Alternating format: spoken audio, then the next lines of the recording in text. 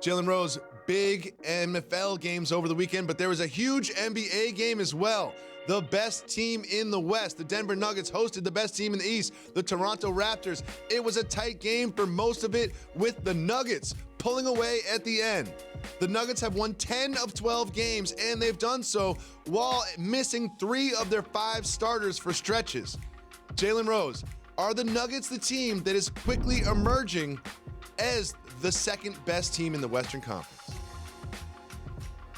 I wouldn't call them the second best team in the West, but they are a team that we've highlighted on this program that I felt like had what it took to be a top 4 seed in that conference.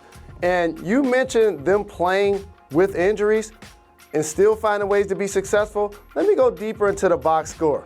Oh, please do. Isaiah Thomas, Michael Porter Jr., okay? They probably won't get a lot of productivity from those guys this year. Paul Millsap, Will Barton, both out. Gary Harris has been in and out. The Rock has been the Joker. Jokic down low and Murray in the backcourt. They have been terrific, whether it's with Plumlee, whether it's with Lyles, getting so many guys to be productive on a nightly basis. And again, shout to Mike Malone, their head coach, who's doing a terrific job.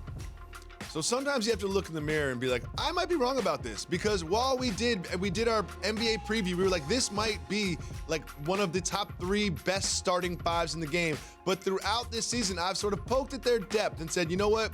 The reserves don't really look like they're the type of reserves that when you get to like that 8-man, 9-man rotation, that they're going to win playoff series for you. But they've kind of proven me wrong, especially during this stretch. And sometimes you have to look in the mirror and stare at the camera and say, I might be wrong about this. I really might be wrong about this one.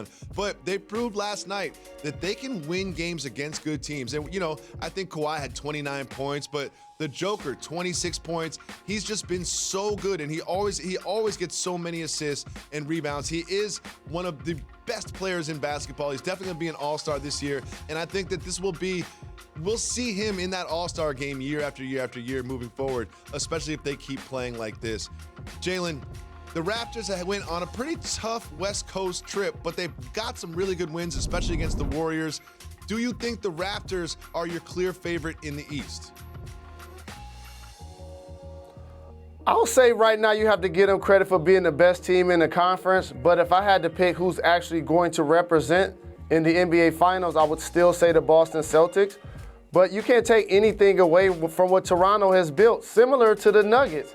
Shout to Nick Nurse, who's also done a terrific job as the head coach of the Toronto Raptors. When you start to get Van Vliet and Pascal Siakam and OG Anunoby and all of these guys playing quality minutes, all of a sudden it builds out your squad and it allows a guy like Kawhi to flourish as one of the top players in the game. But also he has outlets now. Serge Ibaka's been terrific this year. Kyle Lowry has been amongst the league leaders in assists. So both of these squads have done a terrific job of drafting well and or developing young players into rotational players.